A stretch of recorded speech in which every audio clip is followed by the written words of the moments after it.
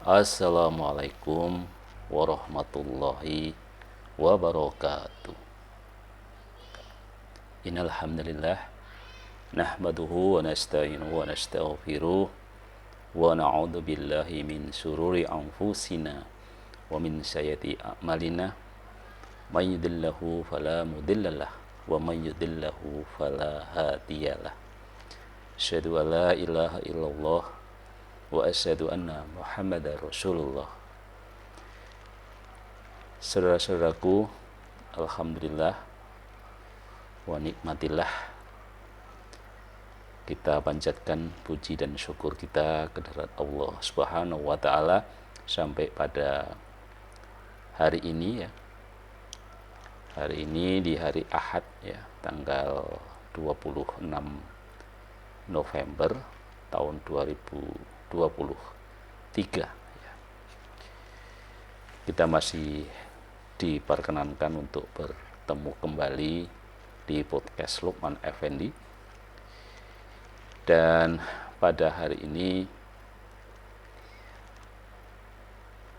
saya mencoba untuk memberikan pemahaman sedikit ya berkenaan dengan fenomena, melanjutkan yang podcast sebelumnya, yaitu tentang fenomena bunuh diri ya.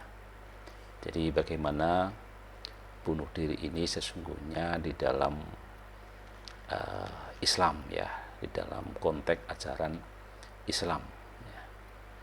Jadi bunuh diri ini adalah kegiatan atau perbuatan melukai diri dengan maksud mengakhiri kehidupannya sendiri. Dalam dunia modern ini sering diberitakan kejadian bunuh diri ya, dengan berbagai motif ya, mulai dari ekonomi, karena ternyata memang ada kaitan ya antara status sosial ekonomi di masyarakat dengan kejadian bunuh diri gitu ya. Kalau saya itu asli tinggal di Yogyakarta ya, bunuh diri di Yogyakarta itu tertinggi ada di Kabupaten Gunung Kidul ya. Dan untuk tahun ini tentu saja sudah berkurang, juga seiring dengan peningkatan ekonomi, sehingga memang faktor ekonomi ini cukup punya peran ya. Kemudian juga faktor percintaan hingga faktor depresi ya. Nah, lalu bagaimana sebenarnya Islam memandang bunuh diri ya? Jadi kalau kita lihat di negara-negara dengan mayoritas beragama Islam gitu ya, fenomena bunuh diri boleh dikata terbilang kecil ya. Berbeda dengan negara-negara yang mayoritas mungkin beragama lain ya. Di negara-negara Asia yang saat ini sering digandrungi gitu ya, sampai kemudian menjadi sebutan banyak pihak tentang berbagai hal gitu yang sering disebut sebagai drakor gitu ya, drama Korea gitu ya. Nah, ini Korea ini juga fenomena bunuh diri cukup tinggi ya. Termasuk juga nanti negara tetangganya di Jepang ya. Jadi kadang-kadang melihat kemajuan suatu bangsa, saya kira kita harus komprehensif juga gitu ya.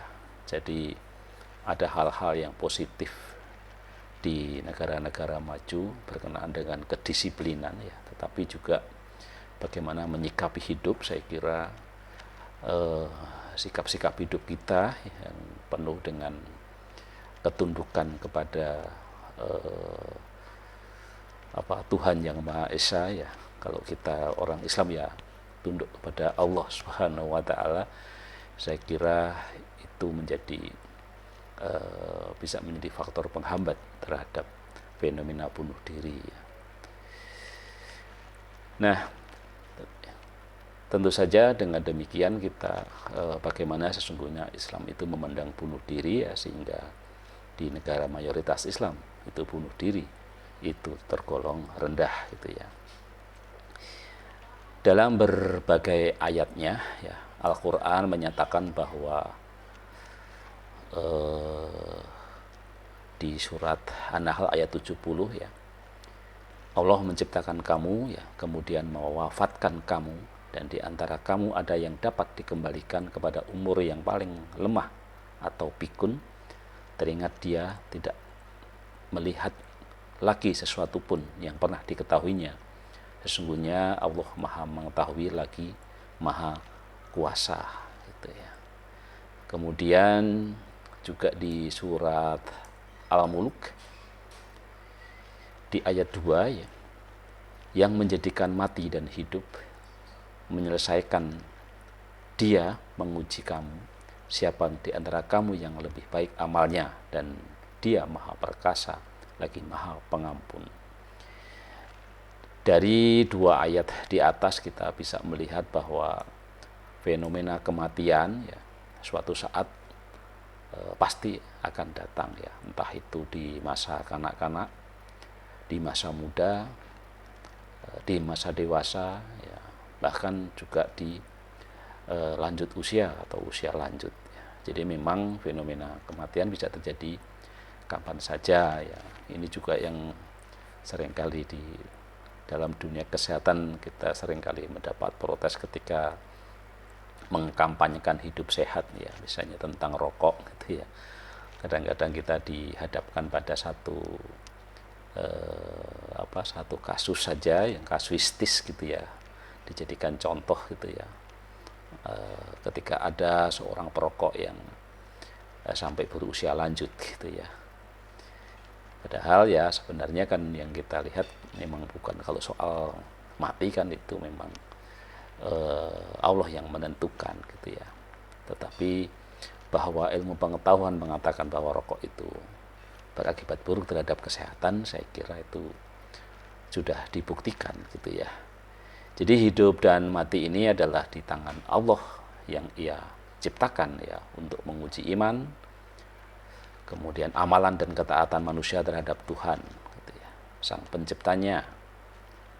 Oleh karena itu Islam sangat memperhatikan ya keselamatan hidup dan kehidupan manusia sejak ia berada di rahim ibunya sampai sepanjang hidupnya, untuk melindungi keselamatan hidup dan kehidupan manusia itu.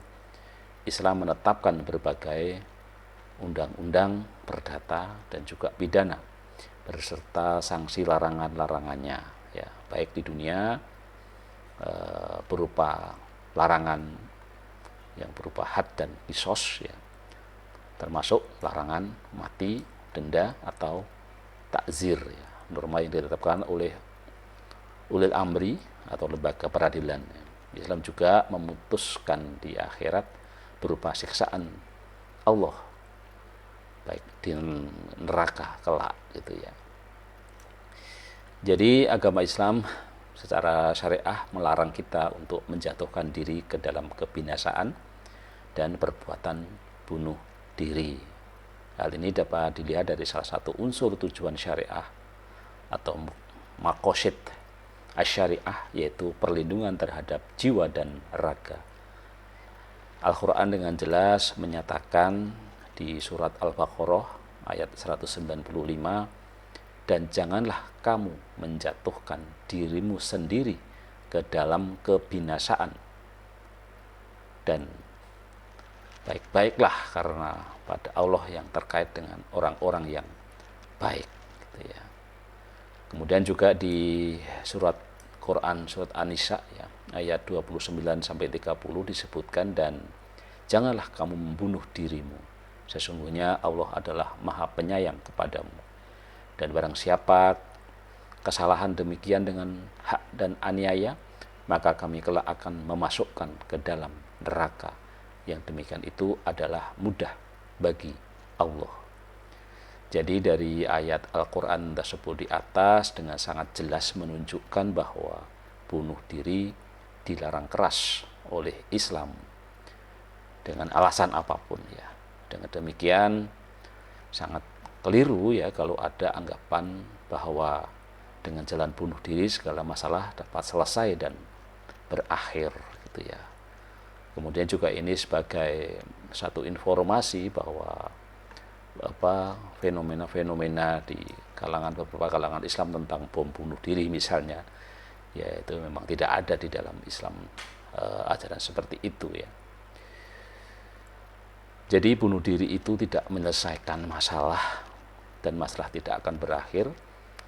Satu hal yang kita harus terus yakinkan keimanan kita, bahwa dalam iman Islam ada hidup sesudah kematian gitu ya. Jadi hidup di dunia ini memang fana ya, tidak kekal, tetapi ada kehidupan fana setelah hidup di dunia. Dan fenomena bunuh diri ini tentu saja perlu kita gaungkan juga dalam kaitannya dengan Islam ini ya, karena tentu saja kenaikan jumlah bunuh diri di Indonesia ini jangan-jangan gitu ya, saya belum coba melakukan penelitian ya, tapi secara hipotetis gitu ya, jangan-jangan juga karena tingkat keimanan kita terhadap ajaran Islam yang mungkin mengalami penurunan, mengalami degradasi.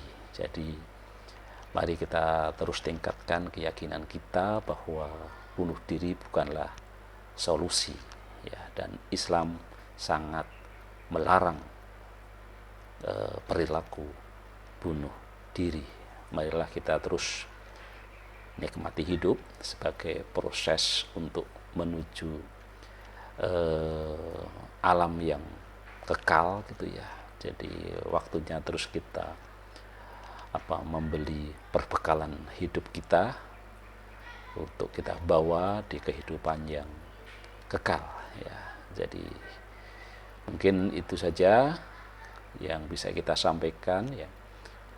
Jadi secara keimanan Islam ya, bunuh diri bukanlah atau sangat dilarang di dalam Islam. Wallahu a'lam bishawab. Wassalamualaikum warahmatullahi wabarakatuh.